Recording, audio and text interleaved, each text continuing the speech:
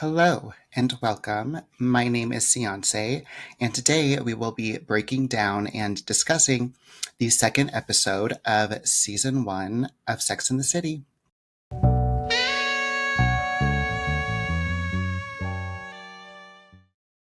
Models and Mortals was written by series creator Darren Star, and it's directed by Alison McLean, a Canadian director who will also direct an upcoming episode. She also directed an episode of The L Word, an episode of Gossip Girl, and a few movies I've never seen, but that might just be because I'm not Canadian. But one thing she did direct that I have seen many times is the music video for Torn by Natalie Imbruglia, which is one of those quintessential 90s music videos and songs that have forever been etched in my mind. As a matter of fact, McLean makes a brief appearance in the weirdly meta video, and we will hear the name Natalie Imbruglia in the second episode of Season 2. Anyway, this has been a fascinating episode to break down.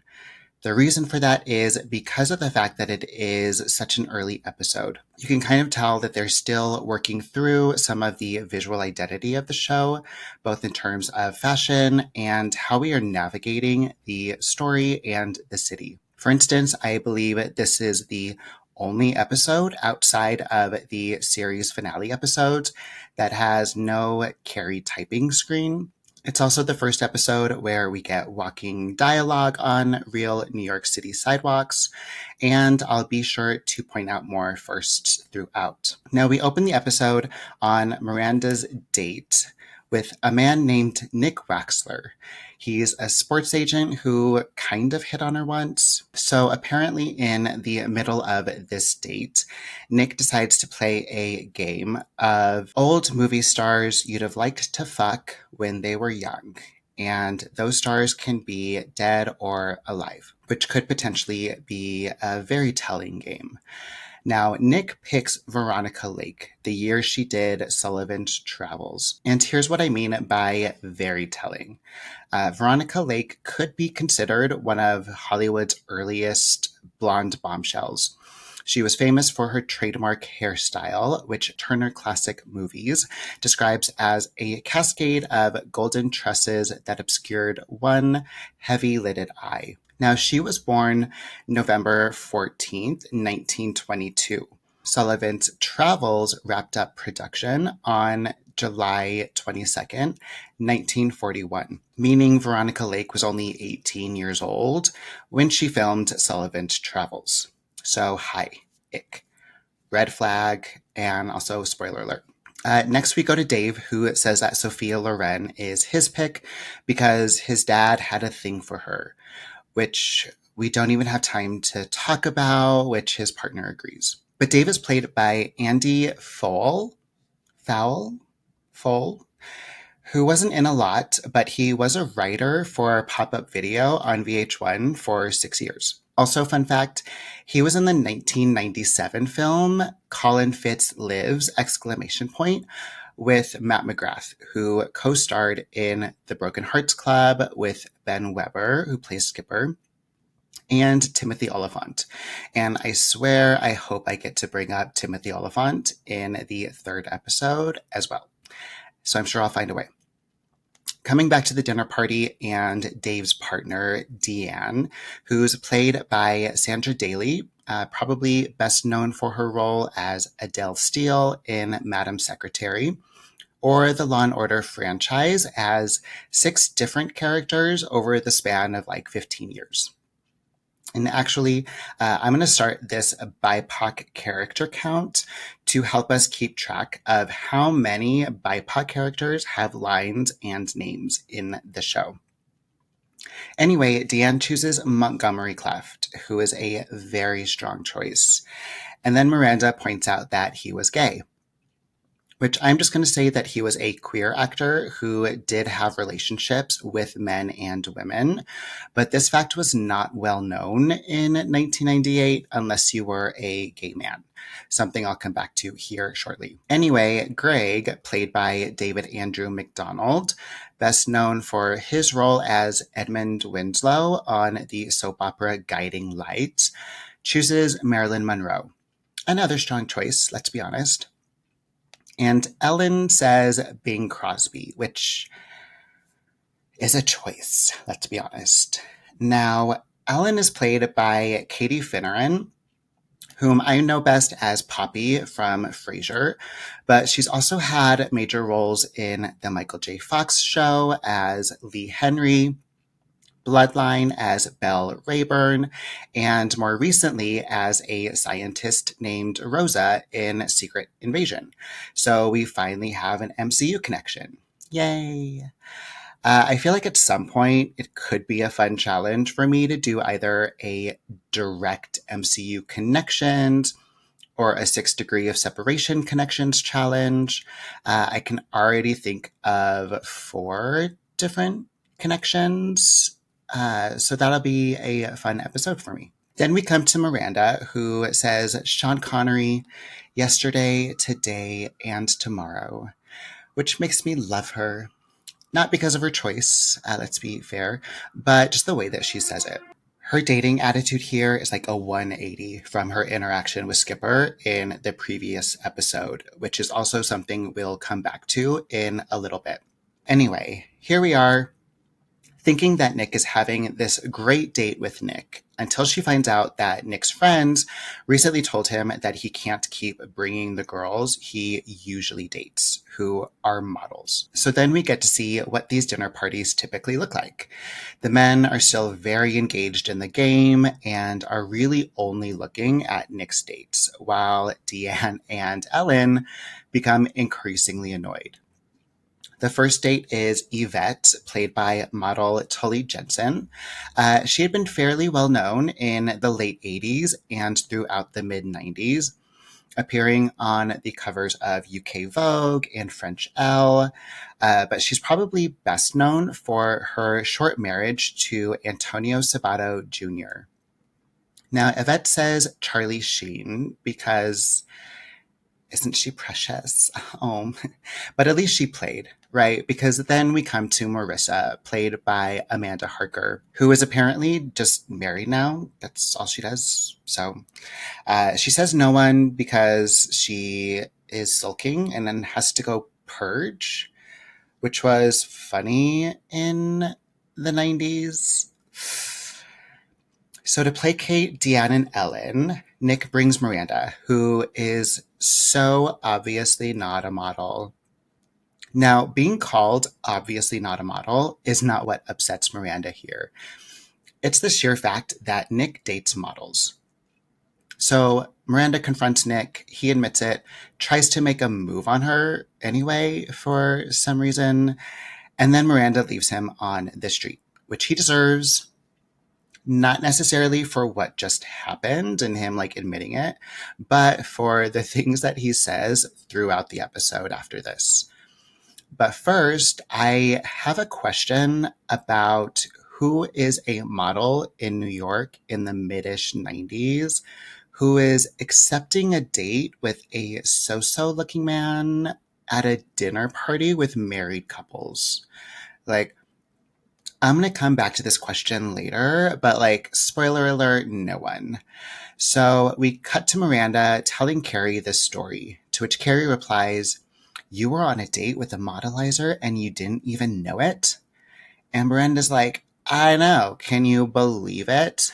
Normal people don't stand a chance," which is not the healthiest reaction, but it only gets worse. Before it gets worse, though, Carrie gives us a definition of a modelizer, which, yes, comes from the book. Modelizers are a particular breed. They're a step beyond womanizers who will sleep with just about anything in a skirt. Modelizers are obsessed not with women, but with models. We're then presented with a seemingly unique dilemma for Manhattanites: the fact that models get to roam the streets. So modelizers get to prey on them as well as they walk across 7th Avenue like these 4 do here. But I digress. So then we come to Carrie's apartment for a conversation among the women about models. Not modelizers, no, models. Now, I'll admit, I feel like I don't know how to react to this conversation. It's simultaneously incredibly shallow while also hitting some really important topics about society at large. So let's go through it beat by beat. We start off by essentially saying models are the problem. Miranda begins, they're stupid and lazy and should be shot on sight, which feels like a bit of an overreaction. Samantha has been told that she's just as beautiful as a model, which put a pin in that, but that she works for a living. Miranda then brings up the unfair advantages that beautiful people have, which is fair because studies have shown this is true. And that's something I'm going to touch on here soon. But I want to talk about what Miranda and Samantha said here about models. Let's start with the chapter that inspired this episode, at least in part. Chapter 5, Meet the Guys Who Bed Models. This is where we get the definition of a modelizer, but let me give you the whole definition. Modelizers are a particular breed. They're a step beyond womanizers who will sleep with just about anything in a skirt. Modelizers are obsessed not with women, but with models. They love them for their beauty and hate them for everything else. Their stupidity, their flakiness, their lack of values, their baggage, says Jack. Modelizers inhabit a sort of parallel universe with its own planets, Nobu, Bowery Bar, Tayback, Flowers, Tunnel, Expo, Metropolis, and satellites, the various apartments, many near Union Square, that the big modeling agencies rent for the models, and goddesses, Linda, Naomi, Christy, Elle, Bridget. Welcome to their world. It's not pretty. Now, when I talk about Barclay soon, I'll bring up parts of this, but I do want to take a second and think about what that line, they love them for their beauty and hate them for everything else, in the context of this conversation. So maybe I'm overly sensitive about this degradation of specifically female models. Some of my favorite people and best friends have been models and were treated this exact way by both men and women. And like, yeah, I'm not going to solve this problem of an insecurity that's driving this reaction, apparently. But should they be shot on site, and do models not work? So this brings us to the next phase of this conversation, which luckily moves into territory I'm much more comfortable with. And that's about the impossible beauty standards that models represent. What the women talk about here is valid in the 90s, and honestly, it's still incredibly valid today. The fashion and beauty industries have very much directed and perpetuated impossible standards. However, the 90s were a particularly tumultuous time for women. Charlotte brings up Christy Turlington, who was one of the big four supermodels that emerged in the early 90s. Christy, Naomi Campbell, my favorite, still, Linda Evangelista, and Cindy Crawford. But by 1998, Kate Moss's heroin chic waif look was the standard on many runways, which meant not only were incredibly beautiful faces all over the place, but the women were also incredibly thin. But with our hindsight being what it is, we now know that we shouldn't necessarily blame the models themselves, but rather the industry that not only created this standard, but greatly profited from it and still does. But again, I'm not here to solve anything. What I will say is I find it so incredibly ironic that Darren Star, who was responsible for bringing us Beverly Hills 90210, Melrose Place, CPW, Younger, Emily in Paris, is the one who wrote this scene, right? As if those shows, or even this one, weren't all known for breaking ground in terms of not having the most impossibly beautiful casts they could find. At least we can find some comfort, though, in the fact that Miranda is wearing Adidas track pants. Samantha is in the only large knit cardigan I think we'll ever see her in. Charlotte is wearing her glasses, and they're all dressed so comfy. That totally makes us forget how unbelievably attractive these four women are, right? But that brings us to the final phase of this conversation, the insecurities of each woman that all, crazily enough, come up later again in the series. Charlotte hates her thighs, Carrie hates her nose, Miranda hates her chin, which actually I don't think does come up specifically, but they don't exactly treat Cynthia Nixon like a supermodel throughout the show either. And then Samantha says nothing. She doesn't say anything, which tracks. Then Carrie confronts them with the Glamour magazine issue from March 1998, which has Argentine supermodel Valeria Massa wearing a future Ozbek dress that Samantha apparently owns, which I love. And then Charlotte reiterates that she hates her thighs. And then we don't see her again for the rest of the episode. Yeah, that's right. This is the only scene with Charlotte, which just cracks me up.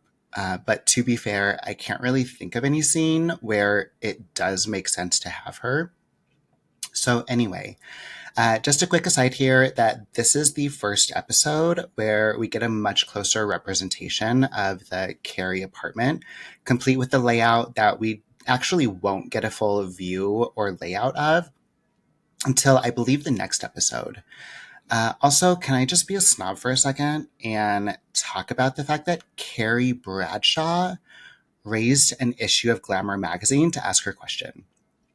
Not a Vogue magazine, or at least an Elle magazine. Like, I get it. It was probably a licensing thing. Glamour was probably the first one to agree. And honestly, Carrie isn't really Carrie Bradshaw yet, which we'll talk about more when we get to the fashion show. But like, really? Glamour? We then get a voiceover from Carrie, pondering exactly how powerful is beauty. This leads us to actually talking to the models, and at least part of what they say comes from chapter 13 in the book, Tales of the Pretty. We first hear from Cassie Fields, played by JoJo Lowe. She kind of takes the place of a character in the book named Camilla, who is described as 5'10", pale white skin, big lips, round cheekbones, tiny nose. Camilla is 25, but says she feels old. She began modeling at 16. When I first met her months ago downtown, she was doing her duty as a date to a well-known television producer, which meant she was smiling and speaking back when someone asked her a question. Now, Camilla is talking with a group of women who Candace Bushnell described as part of a secret club, an urban sorority with just a few requirements for membership: extreme beauty, youth, age range 17 to 25, or at least not admitting to being over 25, brains, and the ability to sit in new restaurants for hours. So Camilla/Cassie says there are two types of guys. They're either slime balls who are just out to get laid, or else they're in love with you instantly. It's pathetic. And then we get an absolutely disgusting line from Nick, who's played by Josh Pais, who's been in a ton of stuff, but most surprisingly as the voice of Raphael in the 1990 Teenage Mutant Ninja Turtles movie, which is crazy, I know. He also made another appearance with Cynthia Nixon and Willie Garson in the 2005 film Little Manhattan. And then most recently, he's been in some Netflix and Hulu productions like A Man in Full and The Dropout. Anyway, Nick says, why fuck the girl in the skirt if you can fuck the girl in the ad for the skirt? And I'll be honest, I think about this line more than I should. I think it's his nod at the end and the fact that you can't argue with the logic, but it's still a profound ick. We then pan over to Zandrella, played by Montse Viator, who's a yoga instructor now. She and Cassie and Brad Fox, played by James Hyde, tells us about how amazing it is to be beautiful, talking about free things they get, most of which is pulled from the book. but the characters in the book are saying it in a group, so it actually gets kind of competitive. For instance, a character named Shiloh says, I've had guys offer me plane tickets. I've had guys offer to fly me on their private jet. I just smile and never talk to them again. Then another character named Kitty says, I had one guy offer me a breast job and an apartment. He says, I take care of my girls even after I break up with them. He was a tiny, bald Australian guy. Now, I'm going to talk about what Nick says here about models not having brains once we meet Barkley, but my favorite line of this entire episode comes from Ashley B., who in the book is named Alexis. Now, Alexis gets an introduction from Bushnell. The brains part, however, appears to be relative. One of Camilla's friends, Alexis, said, I'm literary. I read. I'll sit down and read a whole magazine from cover to cover. Which, to be fair, is quite literary if it's like the Paris Review or even Vanity Fair or something like that. But then we meet Barkley, who we're going to spend some time on here. Barkley is played by my Make-A-Wish husband, Gabriel Macht, who's by far most well known for his role as Harvey Specter in the Meghan Markle series, Suits. And yes, I know that Meghan Markle was not the star, but like, would we ever think that if we've never actually seen the show? No.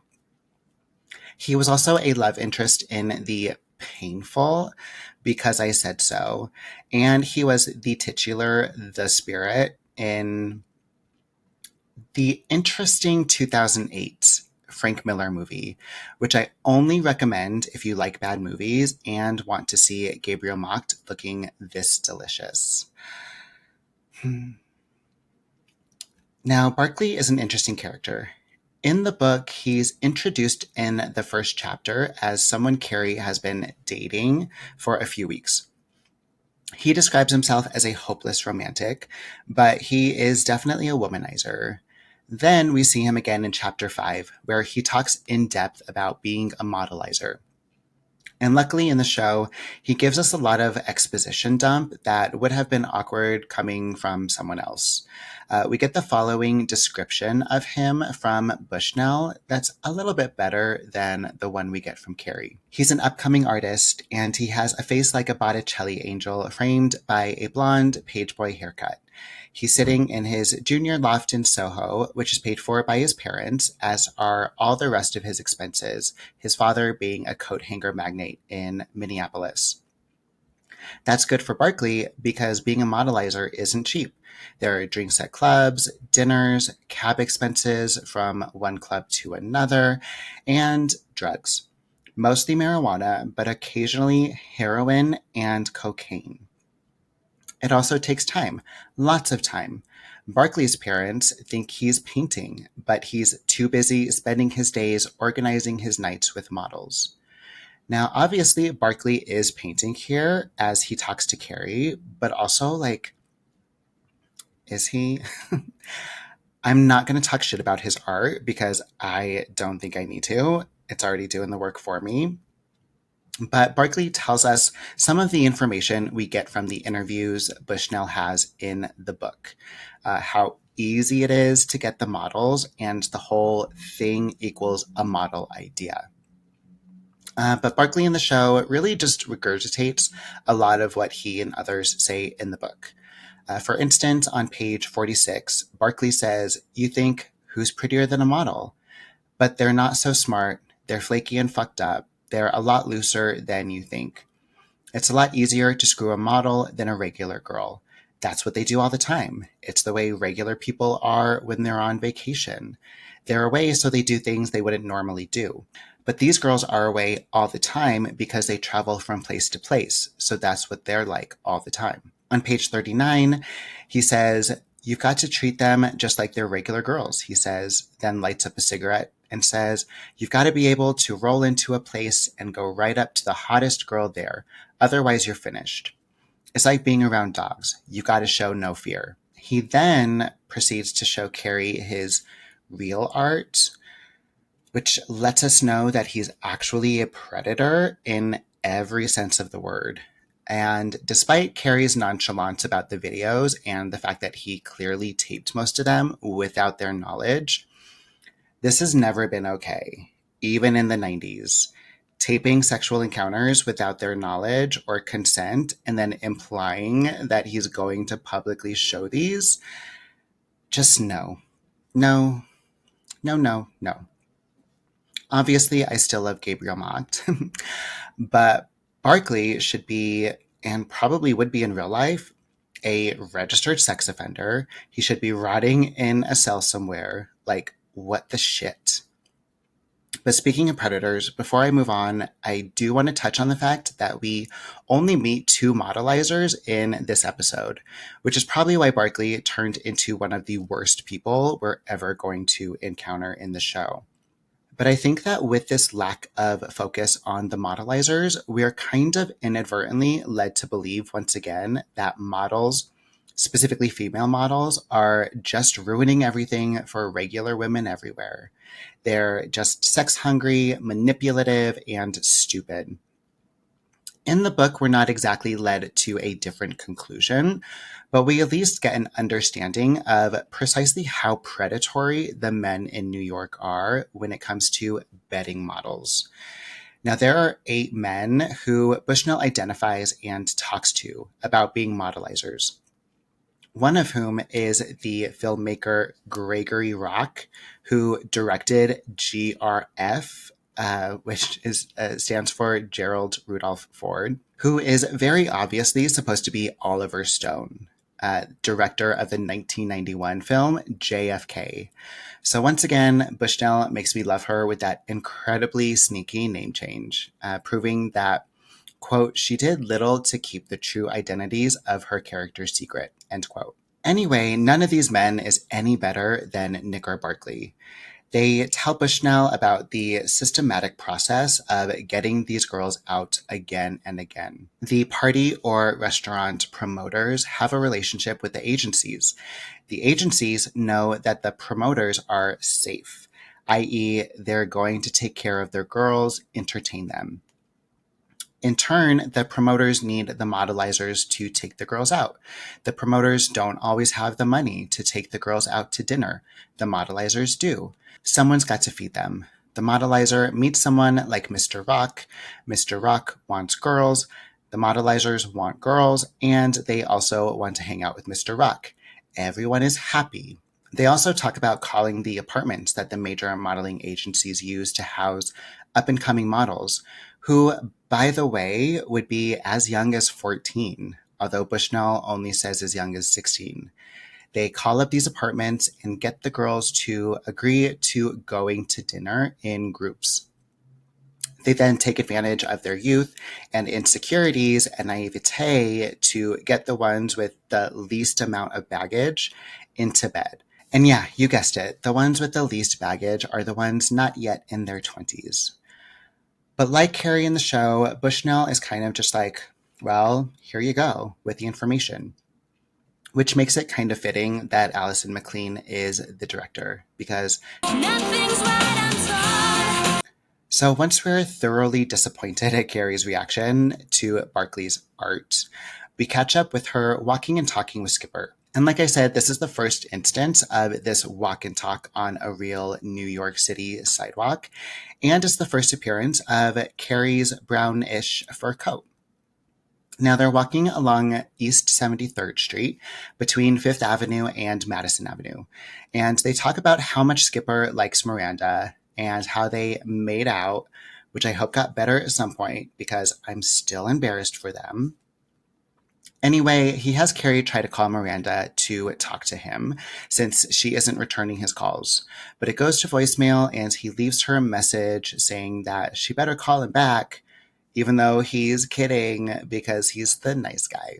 Anyway, as they cross the street and leave the message, they pass what used to be La Maison de Chocolat, which is now Via Quadrono. They also pass the former location of Reinstein Ross Goldsmith, which is now Ivar by Ritika Ravi Fine Jewelry.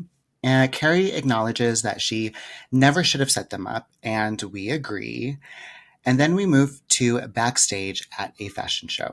Now, I can pretty confidently say that this would not be a New York Fashion Week show. So this backstage is much more typical of an independent show. We have this long, narrow room that everyone's crammed into to get dressed. It reminds me of doing hair for photo shoots and shows in Denver in the late 2000s and early 2010s. So Carrie and Stanford are coming backstage because Stanford's single client we talked about in the previous episode is walking in the hottest show in town. We pass a Kevin Aquan lookalike here, which is kind of fun because Aquan will actually appear in the season 4 fashion show. But Stanford introduces us to the Bone, Derek. No last name, just the Bone. You're welcome. Now, like Barkley, much of Stanford's dialogue here comes from the book. So first he tells us that the Bone is the human equivalent of a sable coat. Then the Bone looks like he travels with his own lighting director. But it's actually Bushnell who adds, and then it's too much, you have to look away. We're then formally introduced to Derek, aka The Bone, who's described as the world's biggest underwear model and Stanford's most important client, even though he's only one. Now, he's played by Andrea Bocelletti, who's still doing some modeling and acting, but is mostly an LA realtor now. Now, Andrea was in a lot of beautiful photos and campaigns around this time. He had one with Christy Turlington by Mario Testino in 1995. He also did some work for Dior, Salvatore Ferragamo, Gucci, and also had a minor role in the movie 54. However, the Bone in the book is apparently Michael Bergen, who is probably best known for his role as J.D. Darius on Baywatch and for being the successor to Mark Wahlberg for the black and white Calvin Klein underwear ads. And we actually get an indication of this in the book. He's that guy who was splashed, muscled, nearly naked on that giant billboard in Times Square, and he was all over the buses. But you never go to Times Square and you don't pay attention to buses except when they're about to hit you. And yes, we'll get a version of this line in the 6th episode from Samantha. That also gives us context for what Stanford says here, which is also from the book. The Bone and I were walking by his billboard the other day, he says, and the Bone wanted to get a piece of it to put in his apartment, like maybe his nose. But I told him he should take the bulge in his pants.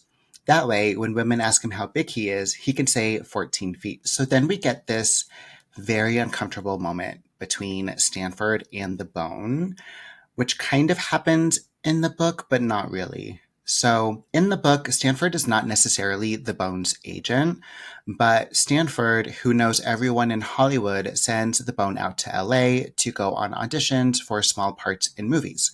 He leaves Stanford a message. Everyone's talking about you, he says. You are so great. You're going to be a star. Have I told you that enough times yet? You're a star. You're a star. You're a star. Stanford is laughing. He's imitating me, he says. So this particular moment is one that I've been thinking a lot about recently. So fuck it, let's talk about it. Like I said in the pilot episode breakdown, Stanford Blatch is a character in the book. He's a screenwriter with long, dark, curly hair. But Stanford is actually based on Candace Bushnell's real-life friend at the time, Clifford Straight. Straight was apparently also acting as Bushnell's manager around at least 1995 until 1999 when she fired him. He has since sued her for royalties, but that's not what I want to talk about here.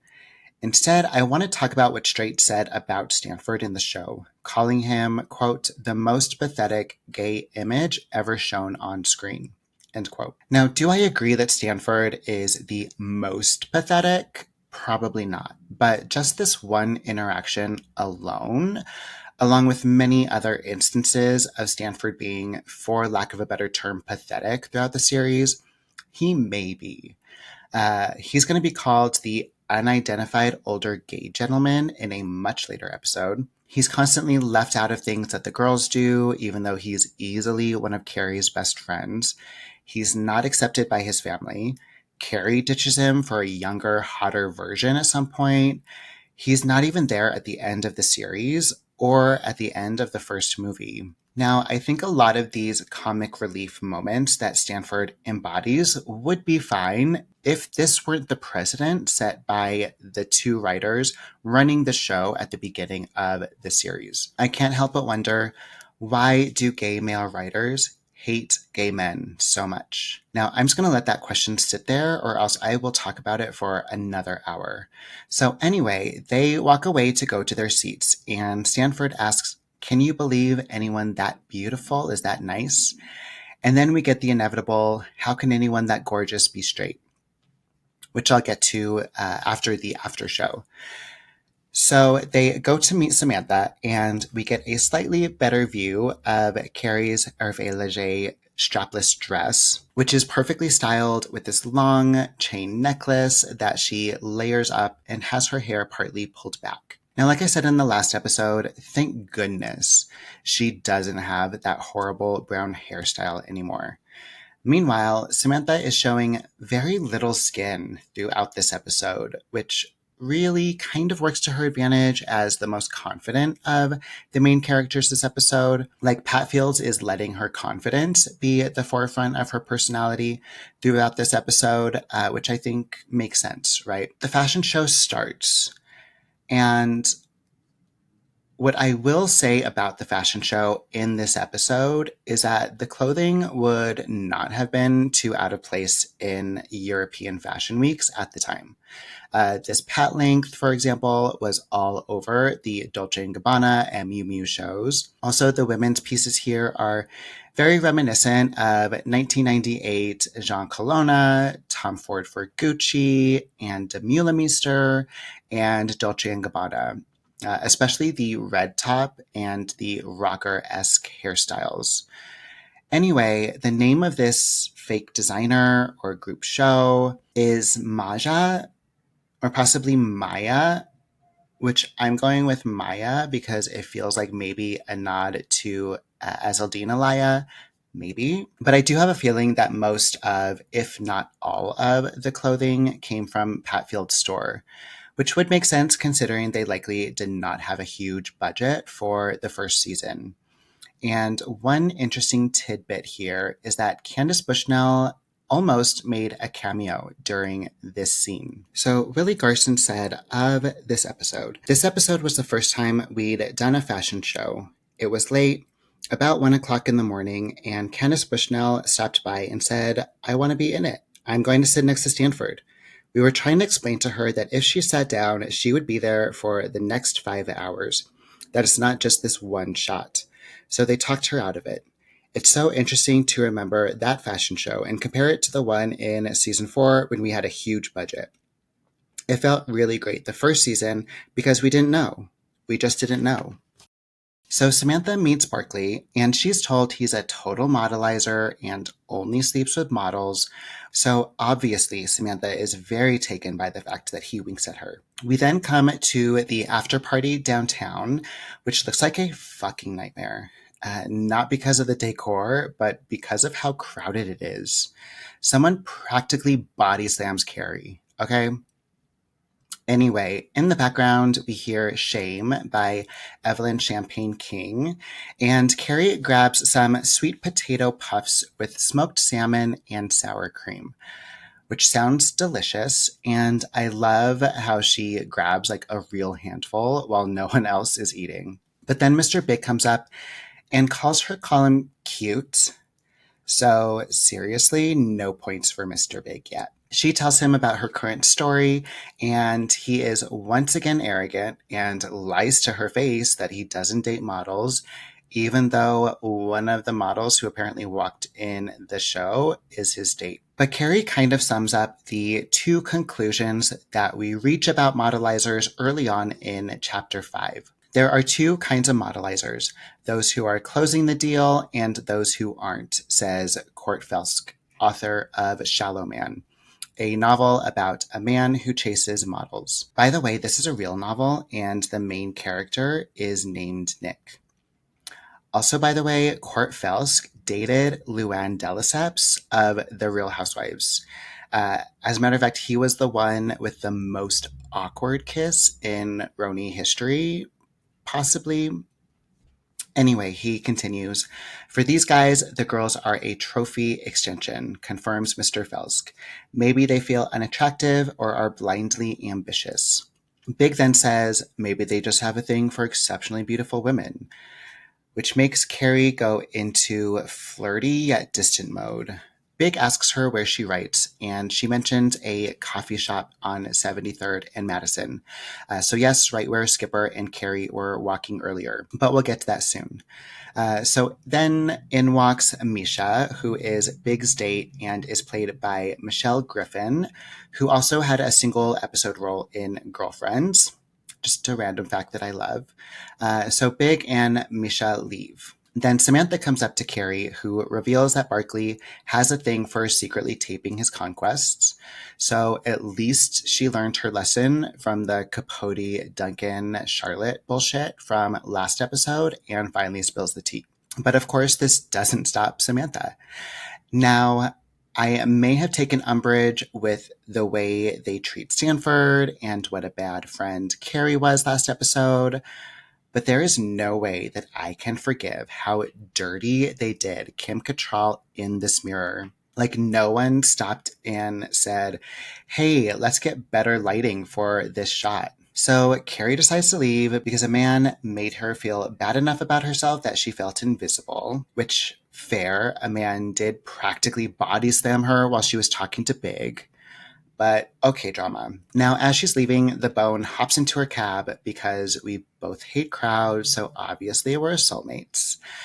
But once at Carrie's, he tells her he never dates models because he thinks they're stupid, which he doesn't say in the book, but honestly, I've never met a male model who hasn't said this. The Bone then tells Carrie that he wishes he could write, and then the dialogue shifts to a lot of bits and pieces that we actually get from the book. Now, the chapter that introduces us to the Bone is chapter 14, Portrait of a Bulgy Underwear Model. The Bone pops out of his giant billboard, which is probably my favorite title in the book, possibly of all time. Now, I alluded to this earlier, but Bushnell hadn't met the Bone until Stanford finally forced her to, and they initially wanted to hate each other. But they ended up spending a lot of time together, which is probably why he gets his own chapter. Now, Bushnell shares a lot of stories about their initial time together, which includes the section, "I know I'm neurotic," which is where we get a lot of what Derek says here. One minute I could be walking down the street, totally cool, and the next minute I'm depressed for no reason, he says. "I know I'm neurotic. I see it. I feel it. I'm self-analytical, self-critical, self-conscious. I'm very aware of everything I say." Then the Bone says, "Before I say something, I say it in my head first, so it doesn't come out wrong." Doesn't that kind of seem like a waste of time, you ask? It only takes a second. Now, this part of the conversation takes place in bed, but this distracted part of the dialogue here actually takes place earlier and kind of includes what he says earlier about his thoughts being scattered. "Sometimes I get so distracted," the Bone says. "My thoughts get so scattered in my head. It's jumbled and it doesn't make sense." "What's distracting you now?" you ask. "Your nose." "Thanks a lot. I hate my nose." "I hate my nose too," he says. "It's too big, but I think it depends on my hair. The other day, Stanford said, 'I like your hair like that. It's full. It makes your nose look smaller.'" You both crack up. Now, this is kind of why I wish the Bone showed up in more than one episode, because he does show up again in the book, but I'll get to that shortly. But honestly, like, Derek is adorable and one of the few men I wish were in more than one episode, even despite this unplaceable accent that he has. They have this cute little exchange of, "What do you want to be when you grow up?" And we learn that he wants to move back to Iowa to have kids and become a cop, which isn't terribly different from the Bone in the book. They're both from Iowa, and he does say that he's always wanted to have kids. But Michael Bergen is actually from Connecticut, as is Candace Bushnell. And we get this line from Carrie that's a little different in the book. "You like hanging out with the Bone in his apartment. It reminds you of when you were 16 in your own small town in Connecticut, and you used to hang out with this guy who was really beautiful, and you'd smoke pot, and your parents would think you were off riding your horse. They never know the truth." which is also kind of some cute foreshadowing for the season 3 episode, Hot Child in the City. Anyway, one detail that I think is so great here is the Bone and Carrie in bed. So the section in Iowa Boyhood from this chapter starts, you're lying in bed with the bone, like you're both 12, lying on your stomach and hanging your legs over the side. And you say, tell me a story. As I was starting research for this episode, I came across a random snippet of trivia that said that Michael Bergen auditioned for the role of the Bone, but he was told that he was too old for the part, which I don't buy because one, Andrea is only a year younger than him, and two, he did show up on 3 episodes of Central Park West. So if Darren Star wanted him for the role, he would have cast him. I think he actually didn't because that's a little too meta. And I don't think Bergen wanted the role anyway. I say that because I then saw this piece of trivia on IMDb. Later, Michael was linked romantically to fashion designer Valentino in Untrue industry scuttlebutt inflamed by a reportedly besotted former manager. A related rumor, this time true, is that the character of the Bone in both the book and television incarnations of Sex and the City was a thinly veiled jab at Michael and his close relationship with the famous designer. Now, this little tidbit I do want to talk about, not because we should all be using the term scuttlebutt more often, but because there is actually this really sweet interaction that Candace tells us about in chapter 22, Bone and the Mink, Carrie's Christmas Carol. Now, in it, she does kind of suggest that there is a romantic relationship here, but the exchange itself could be strictly platonic. But right before this, we get the dissolution of Stanford's relationship with the Bone. Stanford took a sip of his Bellini. People thought I was secretly in love with him. I thought I wasn't. Now, the details surrounding this moment are probably greatly exaggerated by both Stanford and Bushnell, so I'm not going to share them, but they do seem out of character for Michael Bergen.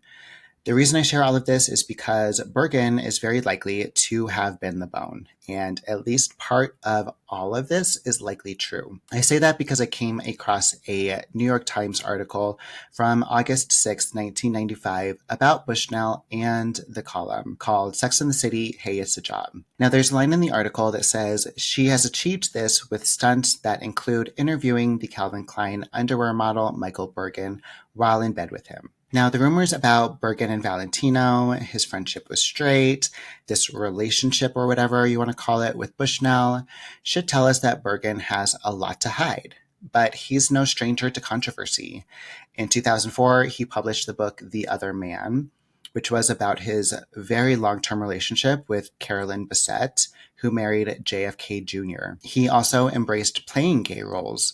The IMDb trivia goes on, Michael's easy transition from model to actor can be primarily credited to the broad fan base his unusually diverse body of work has cultivated. And he played yet another role in the Broken Hearts Club as a closeted action film star. So all this to say, one, Michael Berg, don't sue me. And two, amazingly enough, despite being a model, the Bone is one of the more complex characters that Bushnell wrote about. And it would have been nice to hear from him again in the show. He could have walked in the season 4 fashion show, or they could have brought him up when Smith got his giant billboard. Anyway, we then cut to Miranda getting cat food somewhere below 14th Street. And Skipper walks in and we develop the, for some reason, first relationship of the show, Skipper and Miranda. Now, part of me really wishes we had gotten their conversation from the pilot episode here instead. So as a reminder, Miranda first says, "It is like a model bomb exploded in this room tonight. Is there a woman here aside from me that weighs more than 100 pounds? Eventually, Skipper says, "If you're not part of the Beauty Olympics, you can still become a very, interesting person." To which she replies, "Are you saying that I'm not pretty enough?" Women either fall into two categories, beautiful and boring, or homely and interesting. So this conversation could have happened at this fashion show after party, where we then conclude with Skipper calling her luminous, and then the makeout scene could have been at least a little bit less awkward. But mostly, I think it would have helped a little bit with this total 180 that Miranda does from her incredibly charming dinner party with Nick, and then totally ignoring Skipper for no apparent reason throughout this episode. But that's not what happened. So instead, Miranda is just rocked by going out with a modelizer and needs Skippy to validate her beauty. Yay, feminism. So once again, we're reminded that this whole first season is written by gay men. So then Samantha finds the ultimate validation by sleeping with Barkley and gets him to tape it, even though she actually validates his predatory behavior by still sleeping with him and acknowledging the fact that he tapes models without them knowing. But let's move on by saying, feel free to tape yourself having sex, as long as it's consensual amongst all parties. Now, I do love that now Samantha is the one staring directly into the camera, but we didn't get to see Gabriel Mock's ass again, so let's move on. Carrie gets a call from Stanford the next morning, and he's upset that Derek's there until she says that they only talked, to which Stanford replies, "I knew he was gay," which we won't talk about because we basically already did. But I do love Stanford's book options on display here. One is Thrill by Jackie Collins, which is the story of love, obsession, passion, and desire among the Hollywood elite. Sound familiar? One is The Samson option by Seymour M. Hersh, which is about Israel's nuclear arsenal and American foreign policy, which Stanford Blatch is Jewish. There's also Sandra Brown's Where There's Smoke, which is about secrets, scandals, and sin in Eden's Pass, Texas. I can't say that without an accent. It also looks like the Alex Cates Schulman novel, Burning Questions, is in there, as well as September by Rosamund Pilcher. It looks like there's another Sandra Brown novel in there that I can't quite make out. But overall, it seems like Stanford is a fan of thrillers, historical books, and novels and books about people who just have lots of money. Now, before we get to our final scene, we once again hear from Nick, who is walking up the stairs like he was just made an up-the-butt girl, or maybe he's incredibly hungover or something. But he says a line that's expanded upon in the book. "It's amazing what you'll do to be with these girls," George says. "I went to church with one girl and her daughter. I've started hanging out with older girls almost exclusively. I've got to retire soon. They keep me from getting work done. They make me fuck up my life." George shrugged and glanced out the window of his 34th floor office at the view of Midtown Manhattan. "Look at me," he says. "I'm an old man at 29, which Nick here is 34, but I would have loved it if he also said 29. It would have been like, gasp, I thought he was 40. He's like a president. So our final scene is of Carrie writing in the coffee shop she mentioned during the after party, and that we did see her in earlier when Miranda told her about the dinner party date. And we did see her also writing here in the pilot episode. But she says, "I began to realize that being beautiful is like having a rent-controlled apartment overlooking the park, completely unfair and usually bestowed upon those who deserve it least." That's when Big walks in and surprises Carrie. And he says a line here that's actually said by Barkley in chapter 5. Barkley says, "The models he sees are nomads. They're like sailors. They have a guy in every city and, quote, we pretend that we're going out when they're in town. We hold hands and see each other every day. A lot of girls want that. But then they're gone." Barkley yawns. "I don't know. There are so many beautiful girls around that after a while you start looking for someone who can make you laugh." Then Big leaves and Carrie's apparently not invisible anymore and acknowledges that beauty and a rent-controlled apartment overlooking the park are not the same. Now, I'm not going to talk shit about this final line of the episode, but I think it is indicative of the shallowness that does define this season. But once again, I like to wrap this up by talking about this coffee shop in which she's writing, which is the original Sue Berg location at 922 Madison Avenue, which, like I said, is right on the corner from where Carrie and Skipper were walking earlier. But it's now the location of Frances Valentine, a clothing boutique. But a couple of things before we do end this breakdown, starting with the first that we have. The first walk and talk along an NYC sidewalk, the first appearance of Carrie's fur coat, the first time we hear a popular song as part of the diegetic soundtrack, the first fashion show, the first time we see Samantha or any of the characters, for that matter, having sex, our first MCU connection. But we also get a few unfortunate things that we may or may not see again throughout the series. Charlotte being in only one scene, Stanford being pathetic, and finally, the unforeseen consequences of having two white gay men write the entire first season, which I'll talk about a lot more during the season 1 retrospective. But that is the full breakdown and discussion of the second episode of Sex and the City. Moving forward, I do want to have a better cadence for posting, but I figure I'm still young, right? Oh, shit. Anyway, please like the video, leave a comment, and subscribe to the channel, and I will see you next episode.